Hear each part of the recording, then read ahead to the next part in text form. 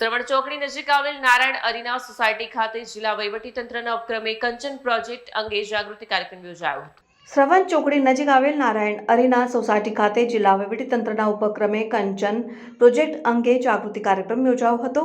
પર્યાવરણ જાળવણી અને વેસ્ટ ટુ બેસ્ટના અભિગમને પ્રોત્સાહન આપવા માટે આયોજિત આ કાર્યક્રમમાં સોસાયટીના રહેવાસીઓએ ઉત્સાહપૂર્વક હાજરી આપી સક્રિય ભાગ લીધો હતો અને કાર્યક્રમ દરમિયાન ઘરેલું ભીના કચરામાંથી જૈવિક ખાતર બનાવવાની સરળ અને અસરકારક પદ્ધતિ અંગે વિસ્તૃત માહિતી આપવામાં આવી હતી।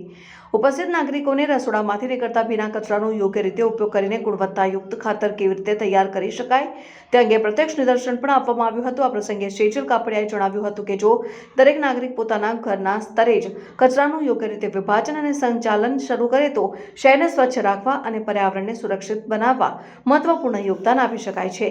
તેમણે જણાવ્યું કે કંચન પ્રોજેક્ટનો મુખ્ય હેતુ કચરાને સંપત્તિમાં પરિવર્તિત કરીને પર્યાવરણનું સંરક્ષણ કરવાનો છે। કાર્યક્રમ દરમિયાન નાગરિકોને કંચન પ્રોજેક્ટમાં જોડાઈ ઘરેલું કચરાનું સંચાલન કરીને સ્વચ્છતા અભિયાન અને પર્યાવરણ જાળવણીમાં સહભાગી થવા અપીલ કરવામાં આવી હતી। વિડીયો જર્નાલિસ્ટ વિરેન્દ્ર પાટીલ સાથે સત્યા ટીવી ન્યૂઝ ભરૂચ।